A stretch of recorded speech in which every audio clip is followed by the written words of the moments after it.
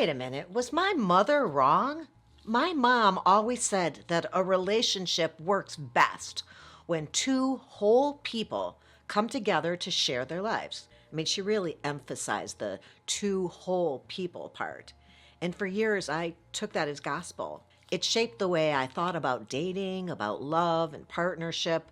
The idea was work on yourself until you are perfectly whole. Then and only then go find somebody equally whole, and then boom, you'll make a flawless couple or something. Sounds good, right? Except I became a matchmaker. I became a dating coach and dove into this world of actual human relationships, not theory. I watched people date, I matched them and listened to them. I saw what worked, what didn't, and eventually I had to ask myself, was my mom wrong?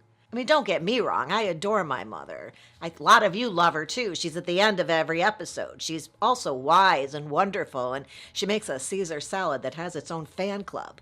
But when it comes to dating advice, I think we need to revisit her two whole people philosophy because life isn't so neat. People aren't perfect, and waiting to be flawless before you let yourself fall in love is basically signing up to be single forever, maybe. So let's dig into this idea. If that's at all interesting or intriguing, I hope you'll stick around because that's what's on the agenda.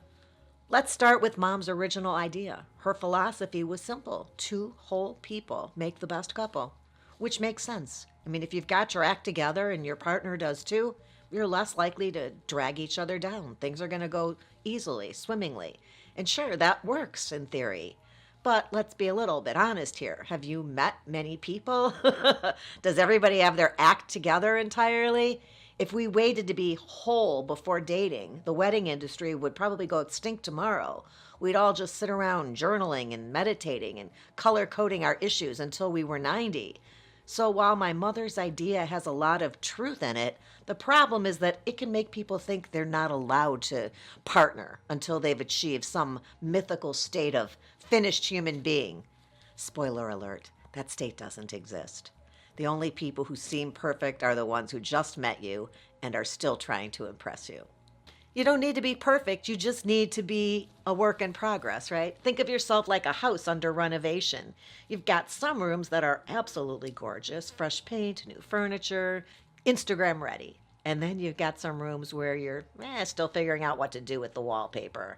That doesn't mean you can't invite people over. It just means you're going to have to be honest about the state of the place. Perfection isn't possible, right? Progress is enough. What matters is self-awareness. Do you know your rough edges? Do you recognize where you're still growing? Do you own your part in things when something goes wrong? Because that's what makes you a great partner, not being flawless. And let's be real here. Anybody who demands perfection in a partner should probably go date AI. And good luck arguing with Siri about whose turn it is to unload the dishwasher, honestly. Couple years ago, my mom got really impressed by my videos when she was finally forced onto social media and watched a couple of them. By me, obviously. So a few weeks go by, and she swings by my house to return some of my, glass storage containers. We've been in a 20-year cycle of swapping side dishes like it's currency. And she gives me this very serious look, and she says, Carey, that red subscribe button, does it charge people when they press it? I said, Mom, no, it's free. It's YouTube. And she said, oh, thank God. I've been telling all my friends to press it, and I didn't want them getting billed. So just to clear it up for my mom, and maybe for you too, that little red subscribe button doesn't cost a thing, but it does help me out a ton. So please click it. Because if my mom's out here running a grassroots PR with nothing but a rotary phone and raw determination, the least you can do is click the button. Now back to the good stuff. I can't tell you how many people I've met who come to me as a matchmaker or coach after having been in therapy, and they say, I've really worked on myself. I feel ready. I just need somebody, a human, to try this out with. And I love that because therapy and self reflection, they're very important. But eventually, you need the real world test drive. You can practice being mindful all day long in a therapist's office, but nothing's going to test your progress like being stuck in traffic with your partner when you're both hungry and tired. You can read all the communication tips in the world, but the real test is how you handle it when your boyfriend forgets your birthday. Growth in isolation is half the equation. Growth in a relationship is the other half. Relationships are where your self work gets applied, tested, and strengthened. You don't really know somebody until you've tried to assemble IKEA furniture together. Therapy will give you coping strategies. IKEA will show you who you really are. Here's where perfectionists get in trouble. They want everything nailed down before they even enter a relationship. They want to be flawless themselves and then find a flawless partner, but relationships don't work like that. Life doesn't work like that. The couples who thrive aren't the ones who have everything figured out from day one. They're the ones who can bend, adapt, and evolve as life changes. Flexibility is a love language because guess what? Jobs change, health changes, families change, you change. If you're waiting to be a finished product, you're going to be constantly disappointed, both in yourself and your partner.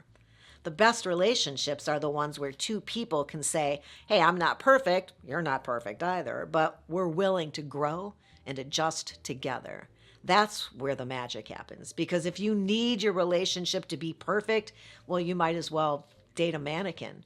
At least they'll stay exactly the same, and they come with their own stand. One of the trickiest things about relationships is that they hold up a mirror. Your partner is going to reflect back things you didn't even know about yourself. Sometimes that mirror is flattering. Other times it's like, wow, did not need to see that angle of my personality today. But that's part of the deal. Your partner's going to show you where you're generous, patient, and loving. They're also going to show you where you're selfish, stubborn, and insecure. And yeah, it can be a little uncomfortable, but it's also how you grow. If you're open to the mirror, you'll come out better. If you avoid it, you'll just stay stuck. The key is remembering that your imperfections aren't disqualifiers. They're starting points for growth. And hey, if you're terrified of mirrors, just remember, they also show you your good hair days. Now let's talk about vulnerability. For a lot of people, this is the scariest part. Nobody wants to show their messy stuff. We want to come across as confident, successful, and perfectly put together.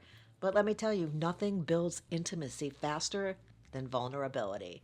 Being willing to say, here's where I struggle, or here's what scares me, here's what I'm still figuring out. That's powerful. It invites trust and it creates connection. It says to your partner, I'm real and I want to be real with you. And here's the secret. When you share your imperfections, it doesn't make you less attractive. It makes you more, because authenticity is magnetic. It makes people feel safe, and safety is one of the foundations of love. I mean, it's nice to look at Instagram people, but you don't want to live with them. Real love is built on messy kitchens, bad hair days, and somebody seeing you cry because the Wi-Fi went down yet again. So let's answer the big question. Do you need to be perfect before dating, you personally? No. Do you need to be whole? Not in the finished product sense, but you do need to be ready. And readiness looks like this. You're self-aware enough to know your imperfections. You're willing to communicate openly. You're committed to growth, both yours and your partner's. You're not waiting for somebody to rescue you or fix you. You're inviting somebody to join you in progress. That's what makes you whole enough. Not perfection, not independence to the point of isolation, but the interdependence, the ability to stand on your own and let somebody in. So was my mother wrong? Well, not exactly. I think she was right that relationships thrive when two people bring their best selves to the table. But maybe whole doesn't mean perfect. Maybe it just means you're ready to grow and to learn, to evolve together. Because the truth is, none of us are finished. We're all under renovation, and the right partner doesn't complete you. They complement you. They join you in any mess you're still dealing with. And the beauty of figuring it out as you go is doing it together. So stop waiting to be flawless, be imperfect. And yeah, you're going to find somebody who's imperfect, but ready too. you'll build something that actually works. Real, messy, beautiful love. All right, I hope you found that interesting or helpful. If you did, you might want to check out this episode. And hey, before you go, that's my little mama there, right there. She's hanging out right there waiting for us. Please give her the thumbs up, because if you don't, her salad dressing fan club is going to want answers. Don't forget to subscribe too. Unlike dating, this commitment is painless and actually pays off. Appreciate you hanging out with me today, and until next time, have a good one.